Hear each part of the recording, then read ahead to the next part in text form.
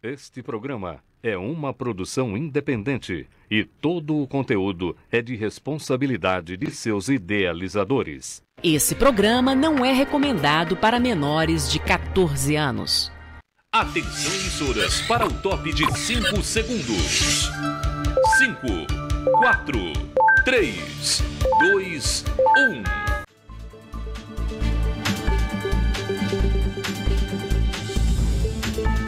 Cultura, economia, política e os caminhos que unem todas as rotas do desenvolvimento.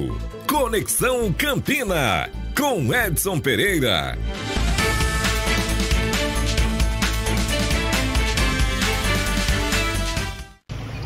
Muito boa noite, meus amigos. Estamos chegando nesta quarta-feira com o Conexão Campina, e você tem imagens da frente da TV Nordestina, imagens captadas pelo nosso Léo Montanha, está captando, inclusive passou um cidadão agora, não precisa se abaixar. Léo Montanha inclusive mostrou ele.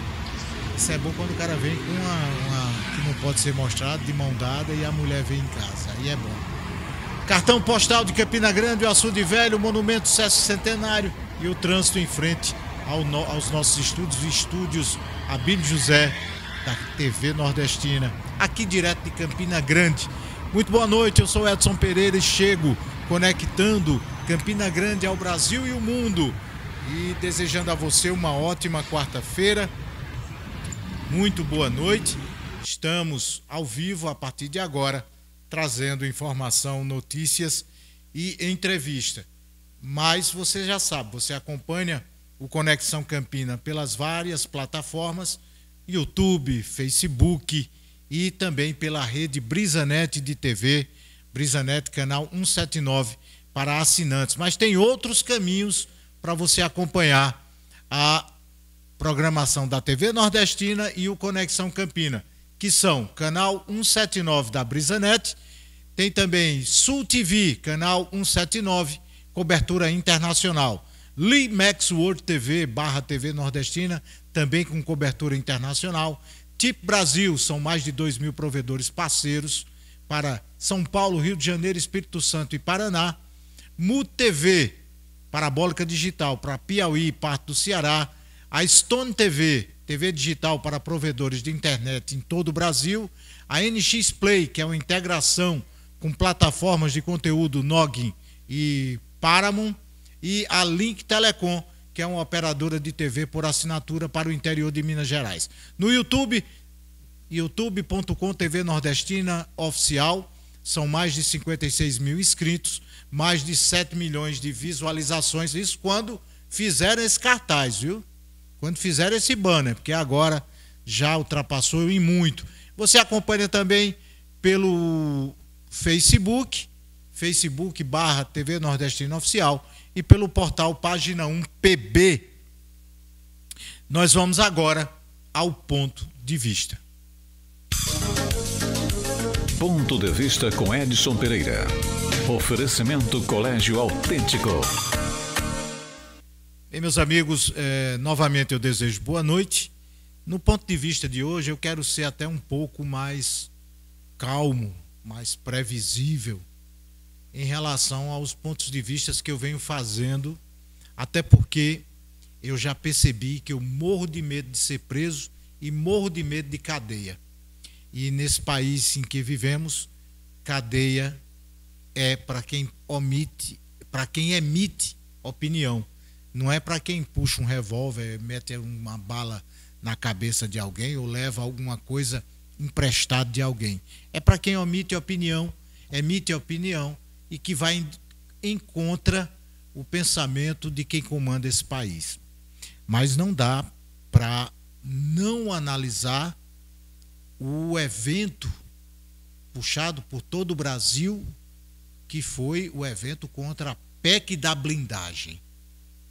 É tão bonito. Você vê Caetano Veloso, Chico Buarque e Gilberto Gil de braços dados num show na praia de Copacabana, clamando para que a PEC da blindagem não saia, não pela anistia, 3 imbecis que foram o que foram porque houve a anistia. Imbecis não. Eita, agora eu deixei de ser intelectual. Porque não concordar com esse trio de imbecis no país é simplesmente ser burro. Não concordar com certos estilos musicais nesse país, com certas defesas de gênero nesse país, com certos pensamentos canhotos, é ser burro. Então, como eu já passei do cabo da boa esperança e não quero agradar e muito menos lacrar, é muito bonito. O cara que viu ainda adolescente a luta de políticos, de figuras importantes desse país para que o regime militar pudesse anistiar. Com anistia, porque também anistiaram os militares e aqueles que cometeram crime. E não houve crime também do lado da esquerda, não. Mas anistia só prestava para aqueles que viviam em Londres, em Paris, para aqueles que iam veranear ou curtir o frio da Europa, bancados a gente sabe por quem, para usar suas cuequinhas de crochê. Ali podia a anistia. Para aquele cidadão que foi enganado pelo militar melancia, que foi feito um imbecil também, para frente dos quartéis clamar por uma imbecilidade. Mas tu está usando muita palavra imbecil, porque é imbecilidade você ir para frente de um quartel, pedir para que as Forças Armadas ocupem, querendo que as Forças Armadas resolvessem um problema que é sistemático, um problema que é o sistema que decidiu. O sistema decidiu botar Lula na cadeia, decidiu tirá-lo, decidiu fazer presidente. E aí, esses imbecis que hoje são vítimas do 8 de janeiro, que deram o golpe nesse país, foram os golpistas desse país, sem um pinico sequer para bater, porque aqueles baderneiros foram comprados. Aqueles invasores da Câmara, do Supremo, do Palácio da Alvorada, aquilo foi comprado, aquilo ali tem pessoas. Se investigar, você vai saber até quem são, porque as imagens estão aí. Mas aquela senhora que perdeu o mané na estátua, pegou 17 anos, ela não merece a anistia. Sabe por que ela não merece a anistia? Porque ela foi imbecil em acreditar nos militares, em jogar uma importância para quem não tinha. E agora é tão lindo ver senador da República aqui na Paraíba subir em trio contra a anistia. E o pai era um defensor da anistia. É tão bonito ver Chico, Gilberto e Caetano coordenando um bando de acéfalos contra a anistia. Eu não sou a favor da anistia total para todos, não. Pelo contrário, quem tem culpa, pague.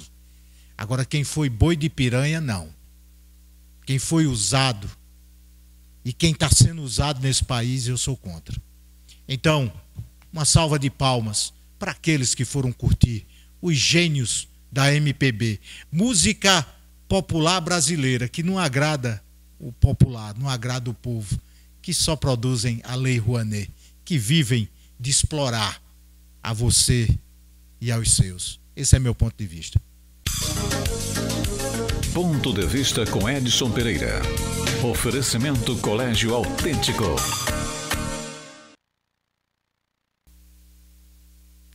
Meus amigos, boa noite novamente. Eu tenho medo de cadeia, por isso que eu não dou nome aos bois.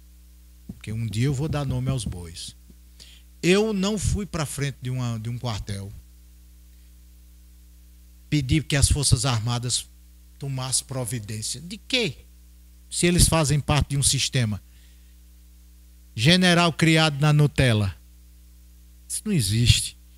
Mas, meus amigos, eu recebo hoje nosso amigo, parceiro de outras jornadas, professor da Universidade Estadual da Paraíba, estatístico, cientista político, professor Pedro César Coelho, que vem conversar conosco, entre outras coisas, de política, de cenário, mas num primeiro momento, para falar de um workshop que ele vai estar daqui a pouco, envolvendo o Instituto Seis Sigma, envolvendo a OAB, envolvendo a Associação Campinense de Imprensa, para tratar da importância da estatística nessas profissões, já que se usa isso constantemente, mas não se tem a parte científica para os profissionais do direito e para os profissionais da notícia.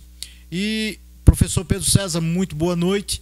A primeira coisa que eu pergunto é, como é que surgiu essa proposta para que envolvesse as categorias do jornalismo e do direito para um tema tão importante e atual, porque hoje nós usamos estatística em tudo praticamente. Boa noite.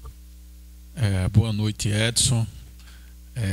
Um abraço para Abílio, Diego, parabéns pelo projeto da TV Nordestina, parabéns por apostar no amigo Edson, um cara independente, que tem suas opiniões, suas opiniões fortes, mas que em muitas eu assino embaixo. Gosto sempre de ver a postura dele, não é de ficar em cima do muro. Não, nunca fiquei. E eu admiro esse tipo de pessoa. Enfim, muito bom estar aqui. Realmente, Edson, eu me devia isso há mais de 20 anos, quando eu encontrei uma jornalista numa das universidades particulares aqui. E ao tratar um pouco de estatística com ela, ela mostrou muita dificuldade até para gerar a reportagem. E eu disse, mas não tem estatística no curso? Ela disse, não. Eu digo, como no curso de jornalismo não tem estatística se diariamente vocês estão bombardeando a população? Tempo depois, há uns 10, 12 anos, eu me deparava com registro de pesquisas eleitorais, de juízes julgando questão de margem de erro, de confiança, e me surpreendi por curso de Direito também não tem estatística, Edson. E aí esse ano eu resolvi, já me devia isso, eu provoquei o Conselho Superior da Universidade Estadual para que esses cursos passassem a ter estatística, né? Tá lá rolando internamente, eu já fiz meu papel. E aí os amigos jornalistas e alguns advogados disseram, por que você não faz um curso para a gente, né? A gente que já está no mercado. E aí surgiu a ideia desse workshop, né? O uso da estatística por jornalistas e por advogados, que é muito mais do que se possa imaginar, né? A importância de você entender conceitos e ferramentas estatísticas pode fazer com que seja a diferença na vida de um profissional de jornalismo, que pode estar até inclusive passando fake news sem saber, ou até mesmo vamos dizer, assustando a população, né? Porque muitas vezes a gente viu, por exemplo, Edson, na questão da pandemia, essa cidade subiu 300% os casos de Covid. A pessoa disse, nossa, 300% subiu demais. Na verdade, tinha subido de 1 para 3. Exatamente. Então, quando você não tem o entendimento, né, da estatística, das ferramentas, a leitura disso, existe uma dificuldade, né? Bem como os profissionais do direito hoje em dia não podem abrir mão da, por exemplo, a jurimetria, que é o estudo de modelos estatísticos para trazer para eles informações importantes. Por exemplo, o percentual, qual a probabilidade de um juiz julgar determinadas causas favoráveis ou não? Qual o tempo médio que uma ação pode levar, né? Que tipo de impacto nas suas ações financeiras pode ter em um ano daqui a 2 anos. Isso tudo são informações que já permeiam a vida desses profissionais diária e cotidianamente, e, no entanto, eles não têm uma disciplina de estatística na universidade. Tem disciplinas, eu pude olhar uma grade de alguns cursos, tem disciplinas que elas poderiam ficar à parte. Tem metodologia científica, que muitas vezes vai trabalhar mais métodos de pesquisa, métodos que eles só vão usar se eles forem ser professores. Mas estatística não tem nesses cursos, né? Que seria muito mais aplicável no seu dia a dia, na sua profissão. Então esse workshop vem justamente para que a gente passe para esses profissionais um pouco do entendimento das ferramentas estatísticas, um pouco do entendimento de alguns conceitos estatísticos que são muito importantes para esses profissionais. Ô Pedro, dentro da academia, eu sempre me questionei em algumas coisas.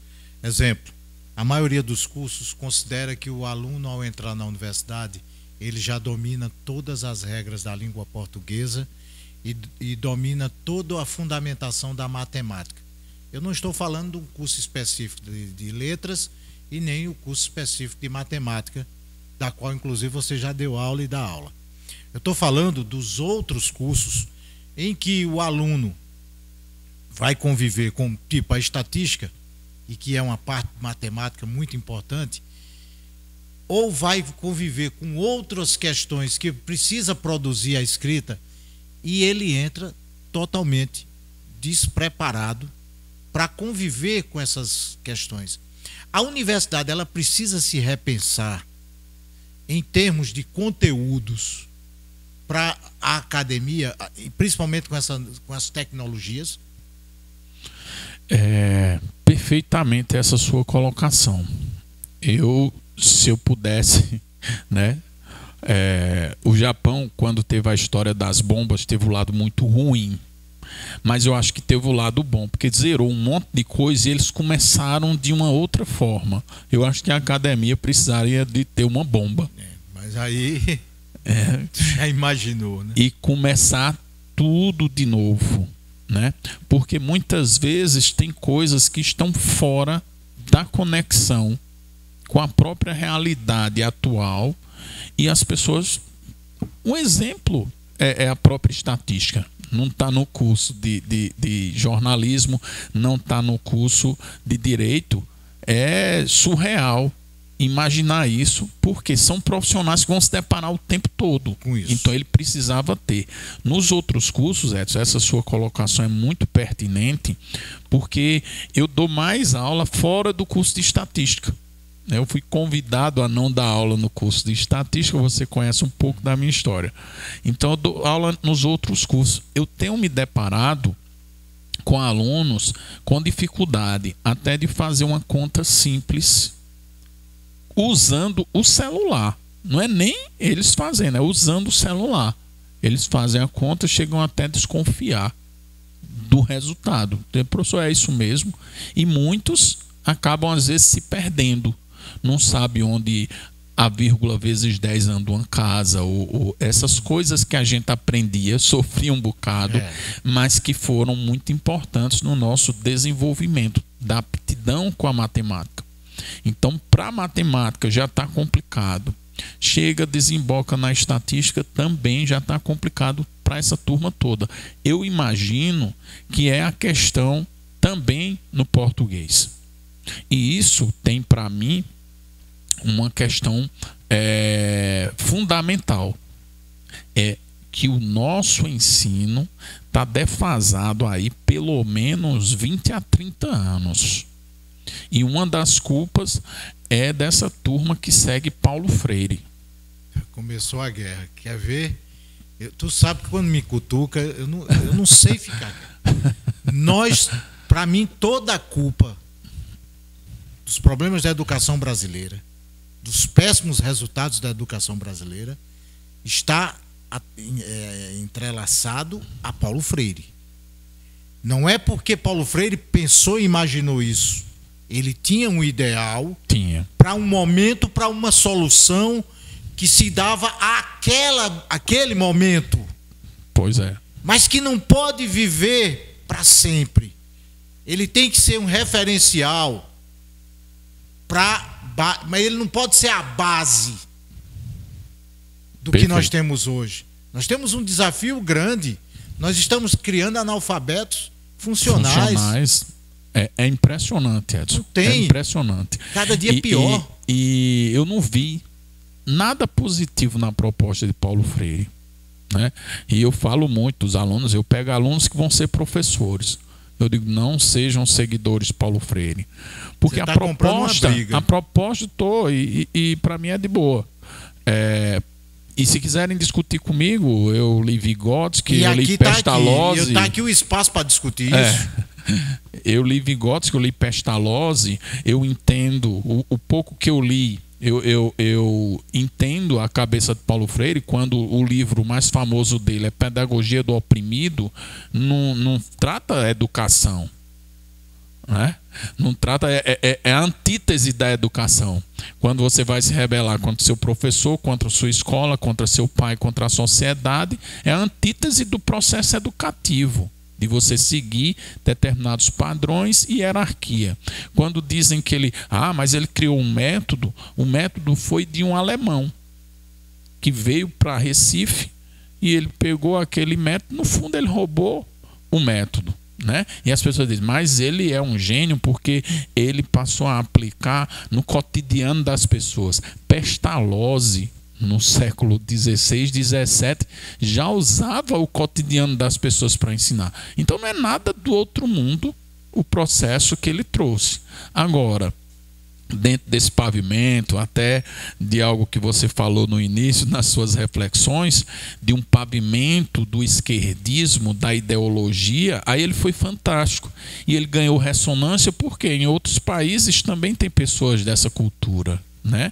A gente hoje tem visto muito mais, inclusive, né, outros países com essas vertentes ideológicas implantadas. O próprio Estados Unidos tem estados vizinhos que são propostas altamente antagônicas. E só basta olhar os resultados. Você passa numa rua, é alta prosperidade. Passa na outra, é aquela coisa que a gente já conhece. Aí o cara pega, porque nós estamos falando de base, mas aí entramos na universidade. Como a universidade não chega para dizer, já que todo mundo tem celular, todo mundo tem computador, como utilizar de forma eficaz uma disciplina, só isso. Nós estamos pedindo que a academia ela possa se atualizar. O nosso estudo, quando passamos pelos bancos das universidades, era Você lembra muito bem que professores como Valmiro, Paulo Roberto, Ivan, Fernando, os Gamas, quando passava 3 alunos por média, dizia, tá abrindo, né, professor? Tá abrindo agora para aluno, né? Uma turma de 40 alunos, passava 2, 3 por média, tu tá abrindo.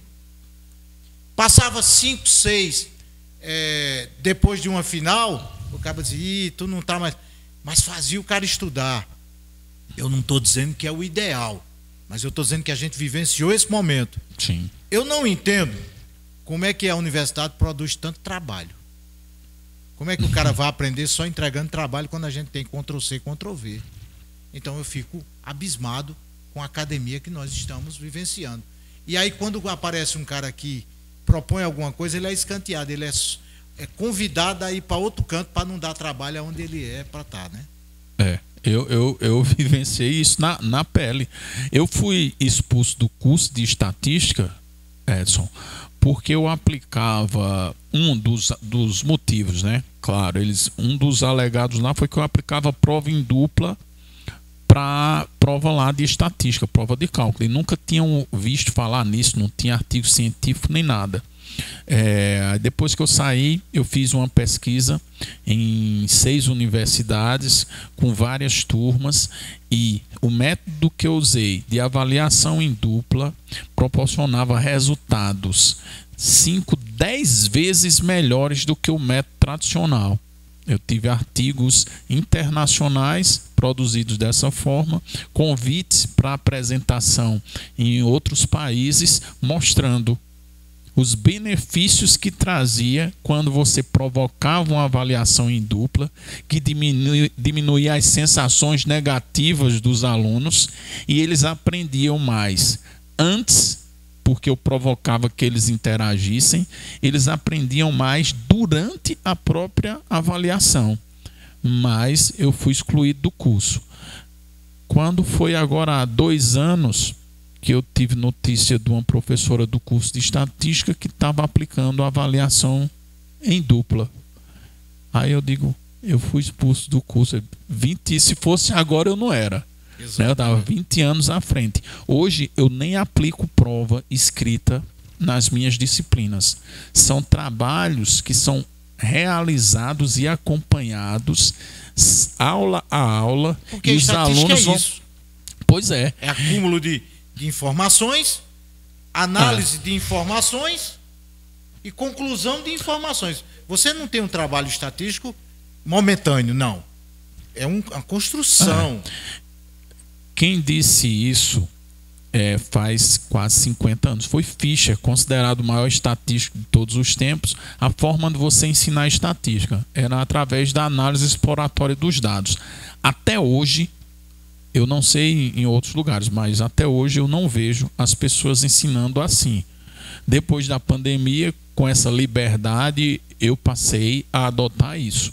Então a gente acompanha um trabalho lá até o final, os alunos aí é uma vão me avaliação apresentando contínua. Não é uma passo. Ei, você me traz esses resultados. Não. Que aí esse é o trabalho condenável.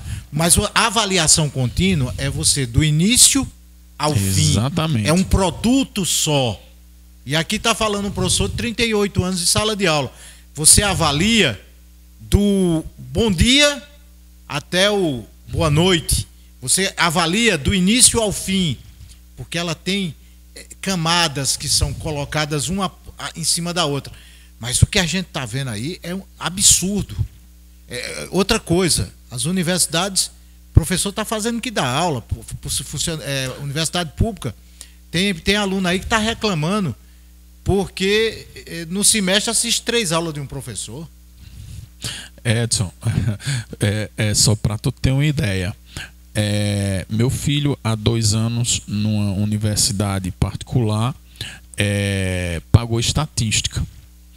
E ele chegou a fazer lista de exercício que eu tinha com outros amigos construído em 2021, lá na Federal. Para você ver como as coisas, numa lista de 22 anos, e estava sendo utilizado, e o mesmo método de ensino que já é, para mim, extremamente ultrapassado. Aí você vê, se está assim numa proposta dessa de ensino, imagina o restante. Porque o sistema educacional é aquilo, né? A gente está formando os professores que vão lá na base, que vai vir... Você tá sendo responsável pelas 3 próximas gerações. Exatamente. Exatamente. E uma coisa que eu acho que faltou, eu acho que você tem, e pelo que eu lhe conheço também, até de postura, você tem um papel de educador que, erroneamente, na minha concepção, dessa turma que não estuda, que decide as coisas de birô, diz assim: o professor não é responsável pela educação do aluno, a educação tem que vir da família, a educação familiar. Mas o professor tem uma responsabilidade a formação de personalidade e caráter. Exatamente. Tá dentro E a educação dele como ser integrante da sociedade. Exatamente. Então ele tem que obter ali, em sala de aula. Até porque as consequências da porcaria de hoje foi a falta de formação de educação que nós tivemos nas universidades. Exatamente. Nós vamos ao rápido intervalo. Depois do intervalo eu não vou deixar de explorar Pedro César em relação à política daqui a pouquinho. Estamos apresentando Conexão Campina com Edson Pereira. A programação da TV nordestina tem o apoio cultural das marcas a seguir: Em Montadas e região, a melhor opção para sua feira é no Almeida Supermercado, com uma ampla variedade de produtos e gêneros alimentícios, com açougue próprio, carnes de primeira qualidade, frios congelados, embutidos e queijos sempre frescos. Economia sem limite, com as melhores promoções, grande variedade de produtos, trabalhando com todos os cartões de crédito. Entrega a domicílio, preço e qualidade no atendimento. Rua José Cirino da Silva, 421, Montadas, próximo ao cemitério. WhatsApp 83998203989. Acompanhe no Instagram promoções diárias. @Super Almeida Montadas. Você talvez nunca tenha entrado no Mosteiro Santa Clara, mas pode ter certeza, alguém lá já rezou por você. Há 75 anos, o lugar foi construído no coração de Campina Grande e agora aquelas paredes que abrigam tanta fé precisam da sua ajuda. Doe qualquer quantia pela chave Pix 83 993 38 55 23 ou pelo QR Code que aparece na tela e ajude a reformar o Mosteiro das Clarissas. Sua ajuda é muito importante neste momento.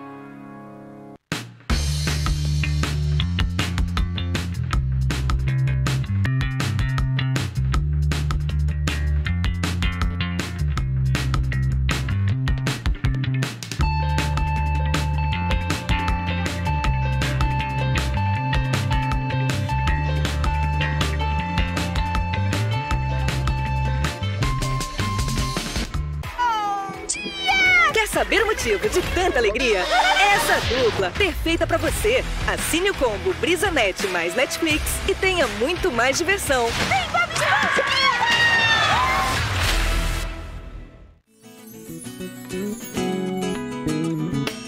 de Ei, você tá aí, ó, toda terça.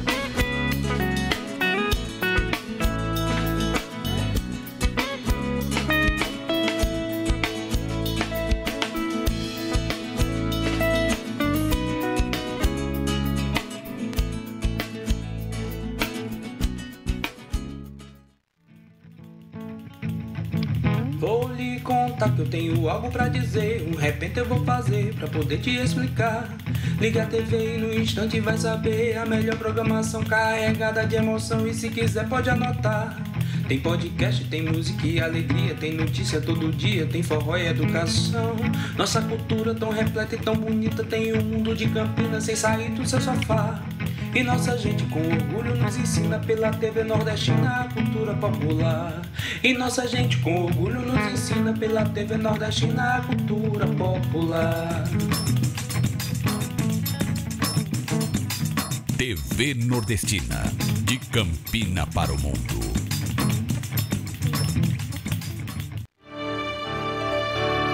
Voltamos a apresentar Conexão Campina, com Edson Pereira. Muito bem, meus amigos, voltando para essa segunda parte do Conexão Campina e inclusive com imagens ainda do trânsito da frente. Eu qualquer dia eu vou pedir aqui a um sobrinho da minha esposa que ele traga como é o nome do... Rapaz, depois da Covid eu perdi muito da minha capacidade de pensar.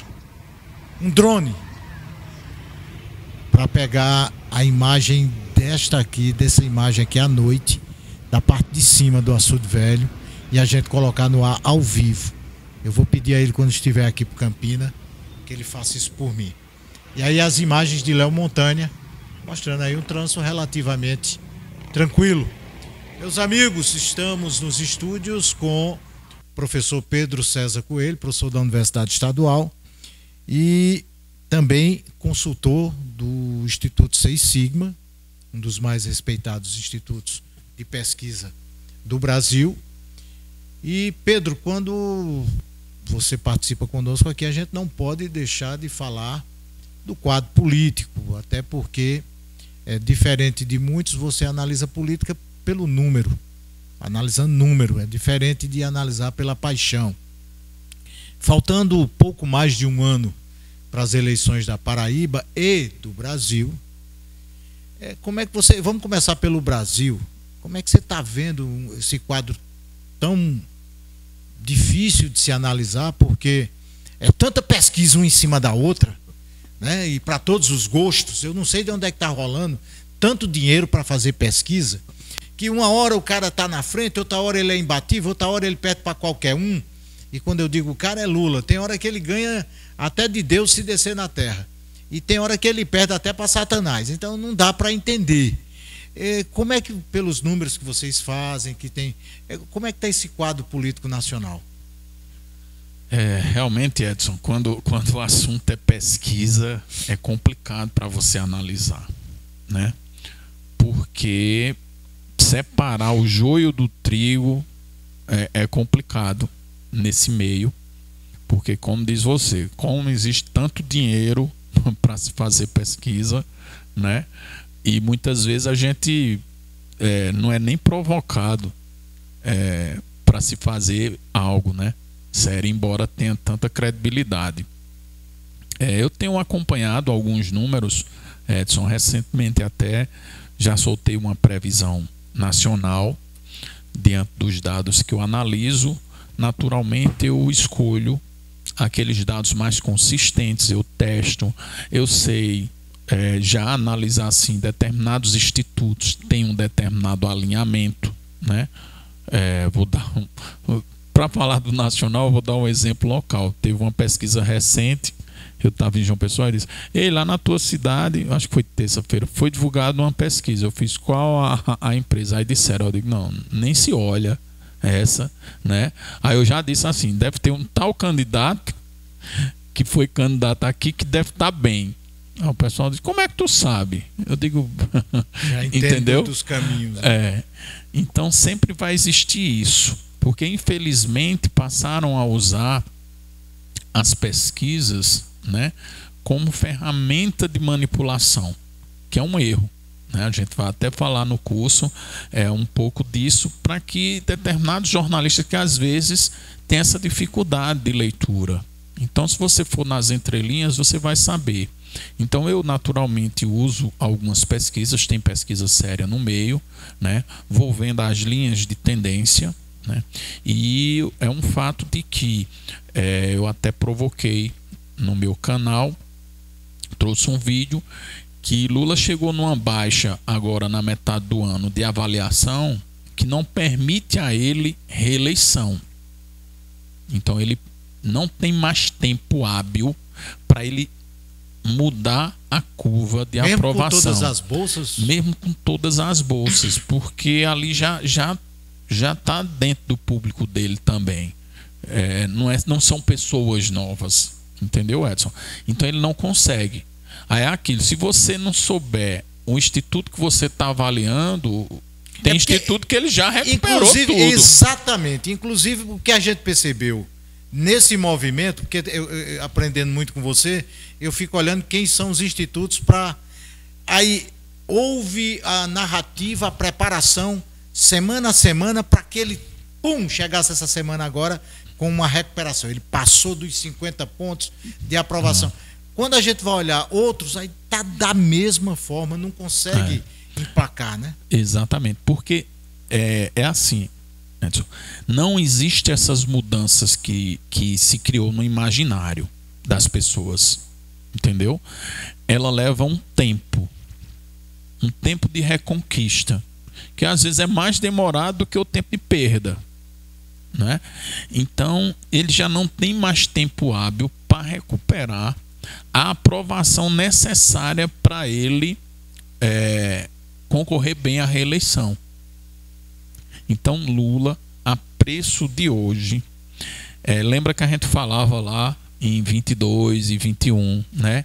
Em temperaturas normais de pressão, ele vai perder para qualquer um dos candidatos, de centro a centro-direita, à direita. Lula perde no segundo turno. Nesse movimento, inclusive, alguns partidos que estavam aliados já desembarcaram, o que mostra claramente que eles têm acesso a esses números. Eles têm acesso a números, né? E eles têm leituras também, porque muitas vezes você tem leituras locais que podem ser contaminadas pela avaliação nacional. Então você vai fazer o movimento com tempo de antecedência para que você... Era a minha pergunta agora. Existe aqui na Paraíba uma análise muito política dos políticos sobre a importância de apoios de Lula, de Bolsonaro.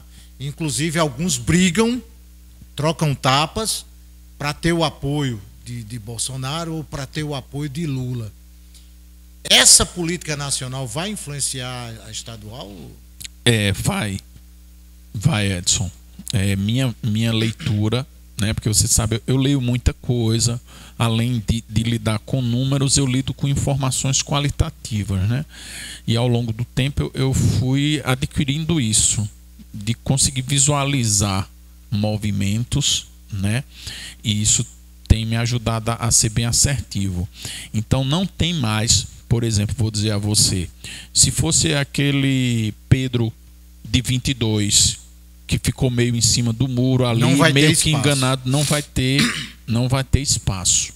As coisas vão estar muito bem desenhadas em termos de agrupamento. E ambos os grupos já têm as informações. Tipo assim, Pedro conseguiu dar uma enganada ali em 22, porque a campanha de Nilvan sem dinheiro não conseguiu chegar. Então a de Pedro chegou com estrutura, uns adesivos ali, Pedro Bolsonaro, mas hoje já não rola esse tipo de coisa. Então vai ser muito bem... Não caberá Efraim Lula? Não caberá Efraim Lula. Coube Cássio Lula, Cássio Fernando Henrique, Ricardo... Não vai caber desse jeito. Não vai caber esse tipo de arrumação. Agora, estrategicamente, vamos dizer que você citou aí, né? Efraim, com estratégia, ele pode pegar alguns clusters de voto de Lula, como também vamos dizer, um perfil de Cícero pode também pegar alguns clusters do voto de Bolsonaro, né? Agora, para isso se precisa de inteligência estratégica para você conseguir visualizar isso. E é isso que provavelmente vai fazer a diferença. Quem for mais feliz nessa estratégia é quem vai chegar muito forte lá no segundo turno. Ô Pedro, e nós temos aí alguns nomes apresentados, inclusive não tem alguns que a gente nem leva mais em consideração, tipo o do próprio presidente da Assembleia, Adriano Galdino, que vai lhe faltar partido e apoio para ser um candidato que está aí com 12 pontos e que colocou como meta 20 pontos até dezembro para que pudesse ser candidato. Mas para ele me falta, se eu não me engano, apoios suficientes, até em termos de legenda, para que ele possa ser candidato. Então, hoje, falta também a Pedro apoios para que ele insiste que é candidato, tem aparecido em pesquisas, também não atinge patamares, mas aí o que a gente pode levar em consideração hoje como seriedade de candidaturas é o do próprio Lucas Ribeiro, que tem agrupamento e o apoio de João Azevedo, Cícero Lucena, que tem agrupamento, legenda já não lhe falta mais, porque o próprio MDB, PDT e tantas outras legendas já ofereceram fôlego para ele, e Efraim, que me parece ficará com a federação pelas decisões que a Federação União Progressista tomou a nível nacional, de se afastar de Lula e de chegar mais ao campo da centro-direita, e o próprio Efraim, Cícero e Lucas. Diante dessas, eu acho que é mais ou menos o que chegará a partir de junho para ser apresentado aos paraibanos, como candidaturas com condições de chegar a vencer. Nesse desenho eu também tirei o nome de Romero pelas indecisões dele. Pelas indecisões. Romero fez alguns acenos também de possibilidade. Tem até, Edson, você lembra que em 2021 a gente disse aqui que Romero seria o próximo governador. Era. Né?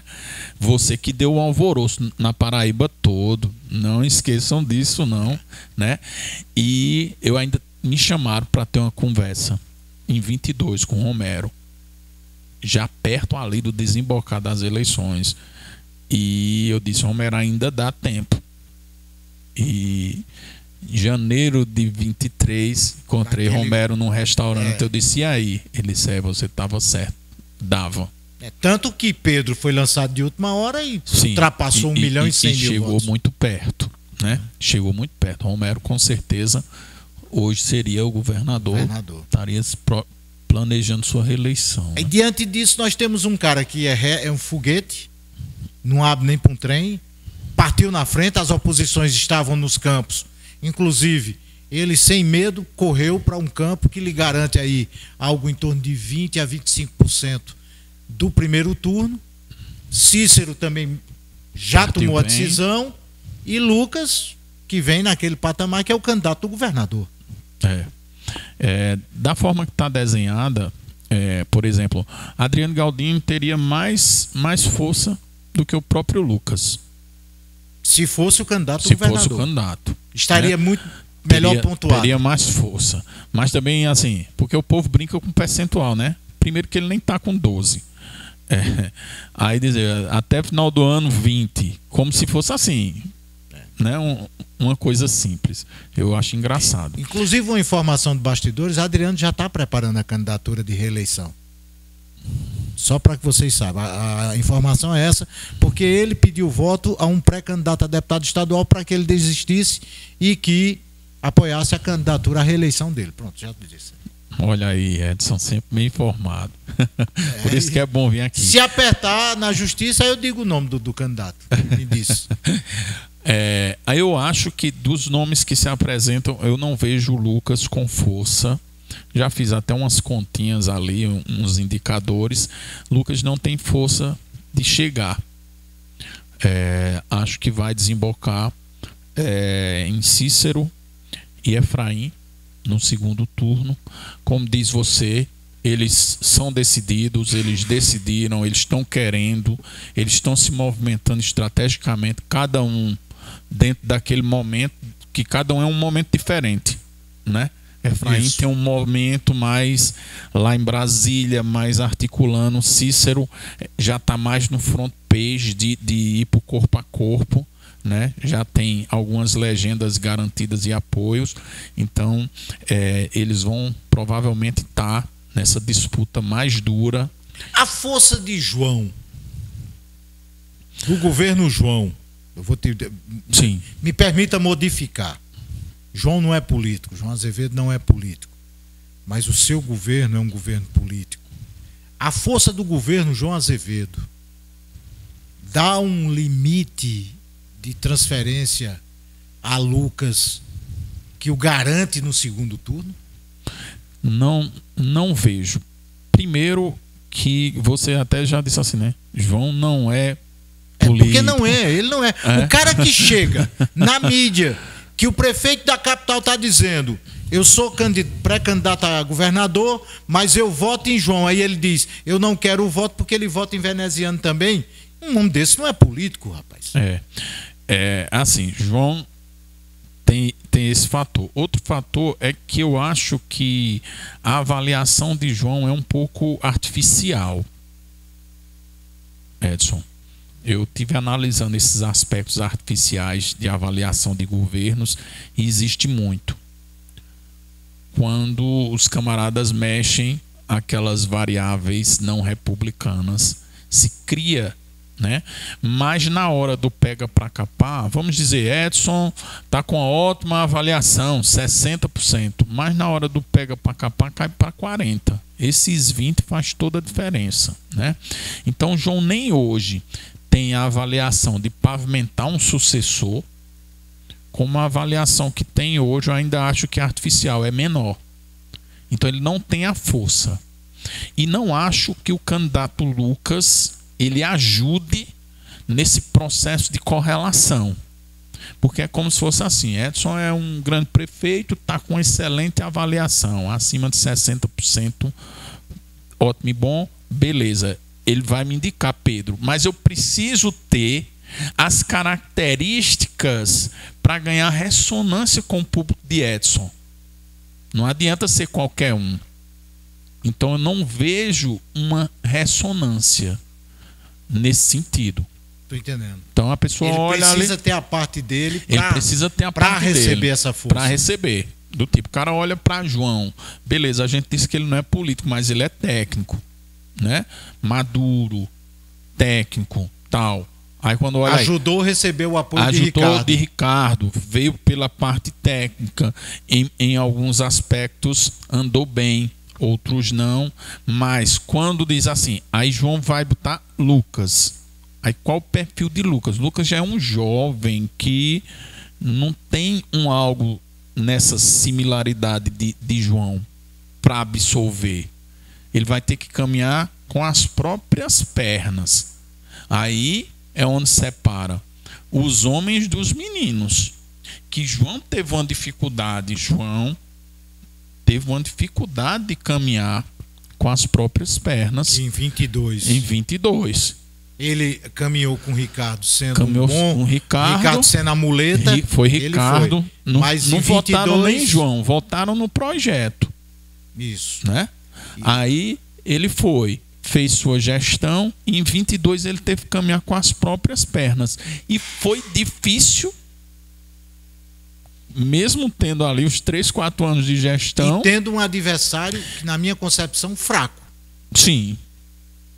Tanto o Nilvan era fraco, sim, quanto o Pedro era fraco. Porque os discursos, Nilvan centrou na questão bolsonarista, e aí ele, ao centrar, ele abriu mão da possibilidade de apoio de quem não fosse bolsonarista, que não é o caso de Efraim, na minha concepção. Não. Mas Pedro, esse em cima do muro de Pedro, afastou os bolsonaristas. Sim. Né? Inclusive no segundo turno. No segundo turno. Então o que acontece? João, que era para ganhar no primeiro turno de candidatos de segunda linha, e não estou aqui tirando o mérito de Pedro, mas Pedro teve dificuldade de se reeleger deputado federal. Ele perdeu 100 mil votos de uma eleição para outra. Apesar de ter um mandato bem forte, mas ele perdeu 100 mil. Aqueles votos de Pedro é porque às vezes as pessoas leem muito mal as coisas. Aqueles votos que Pedro teve não foram votos de Pedro. Foram votos contra João, votos que João não conquistou. E até eu brinco sempre que na briga entre João e Pedro faltou um Paulo. Na briga deles. Porque é o seguinte, o primeiro time da Paraíba não disputou a eleição em 2022. E agora eu coloco que alguns estão no primeiro time. Cícero é primeiro time já há alguns anos. Efraim é primeiro time, né? Dessa nova política. Sim. Né? João é um primeiro time que está saindo.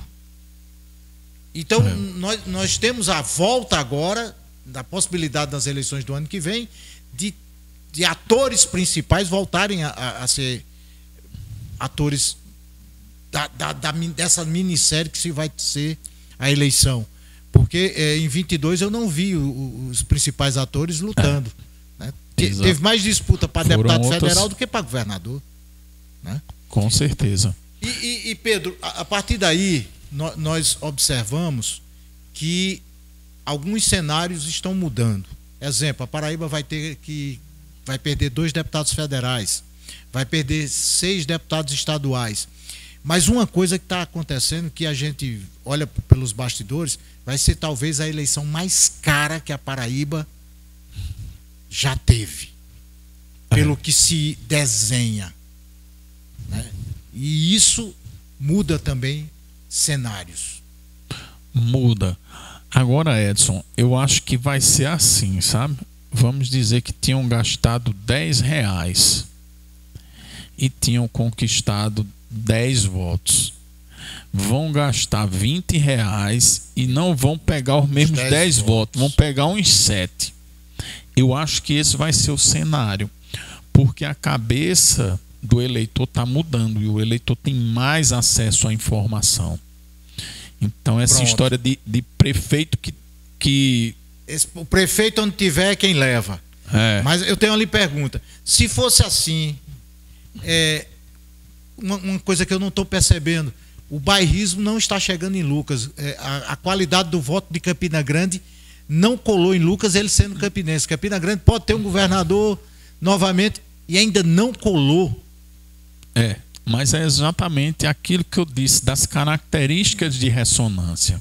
Porque é o seguinte, o pessoal está tão acostumado a essa história, né, de 10, de 20, que muitas vezes eles estão tão envolvidos que eles acham que é uma coisa assim. Quantos votos ali? 2.000 votos. Toma os R$2.000 e vai chegar, vai abrir a urna e vai ter. Qualquer que seja a pessoa que ele indique.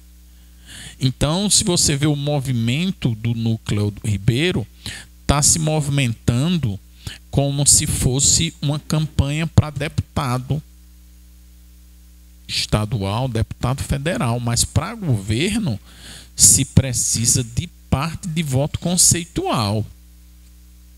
Aí tem um limite. E nenhum desses atores deixa de jogar também o jogo de estrutura. E é os atores que sabem. Aí no conceitual, aí seu candidato, no caso o Lucas, tem dificuldade. Eu digo isso porque é o seguinte: Cícero é prefeito de João Pessoa 4 vezes. Ninguém pode menosprezar uma força dessa. Não. Quando se faz uma pesquisa séria, ele lidera facilmente em João Pessoa. Ponto. A gente traz uma pesquisa séria para Campina Grande, com a possibilidade de Lucas ser o governador, ou seja, Campina Grande voltar a ter um governador, mas ele não chega nem perto de liderar. Não. E isso me chama para o campinismo. Cadê o campinismo? Ou seja, ele não colou. Não, mas é por isso. Tá entendendo? É a mesma coisa de eu pegar meu pirralho, Pedro Henrique, é mais ou menos minha altura, tem 22 anos, é parecido, e botar aqui para que ele represente conceito de pesquisa e tudo. É uma forçação de barra. As pessoas não vão assimilar. Então eu acho que queimaram etapas com Lucas. Eu acho que esse é o termo. Ô Pedro, a gente pode depois marcar para a gente vir falar de política. Trazer aqui alguns outros atores. Você porque é o seguinte, a gente não intimação. analisa por paixão. Sim. Eu acabei saindo. O único que me dá mais espaço e mais autonomia para falar, Edson, na verdade, é você. De um tempo para cá, de 2018 para cá. Mas os meios de comunicação estão muito na mão dos caras. Tá entendendo? Mesmo analisando seriamente, tecnicamente, me associaram a algo, a um agrupamento, a uma coisa que não tem nada a ver. Mas, né? Infelizmente, o pessoal, nós sabemos que os meios de comunicação, e vamos falar principalmente em rádio, em Campina Grande, na Paraíba, eles estão dominados nas mãos de poucos. E aí... Existe. Não existe censura. Existe a partir do momento que diz, não convida não. Não traz não. Porque não vai agradar fulano nem cicrano. Aí eu mando tudo a merda e pronto. Então não dá por isso. Porque hoje ou você mantém a coerência ou você termina entrando nesse jogo que para mim não vai a lugar nenhum. E aí eu quero deixar o espaço aberto. Daqui a pouco, lá na OAB. Aí vocês com o workshop. E vem outros, né? Vem outras. Vem muita coisa ainda por aí. Muito a gente bem. Tá. Pedro, sucesso, e a gente se encontra para falar de outros temas importantes, e sucesso no workshop daqui a pouco. Obrigado, Edson. Obrigado a todos que fazem a TV Nordestina. Grande abraço. Estivemos com o professor Pedro César Coelho, entre outras coisas, estatístico, professor, o cara que analisa política. E importante destacar, antes de fechar bem rapidinho, o meu portal contratou uma pesquisa 2024, inclusive eu peguei 4 processos por causa dessas pesquisas, e as pesquisas bateram em cima. E antes de divulgar, Pedro, eu queria que tu olhasse isso aqui, e não disse nem o nome do instituto. Aí ele disse, bate com as minhas. Eu disse, então publica. Estava tudo dentro da lei, tanto que foram arquivados os processos, o cara passou vergonha, 4. Mas, quando eu peguei, eu disse, e aí? Ele disse, está dentro do que eu estou pensando. Então, eu levo muito em conta a seriedade. Um abraço a você, fique com Deus, a gente se encontra. Tchau. Um programa de entrevistas trazendo as histórias mais importantes do cotidiano dos campinenses. Conexão Campina, com Edson Pereira.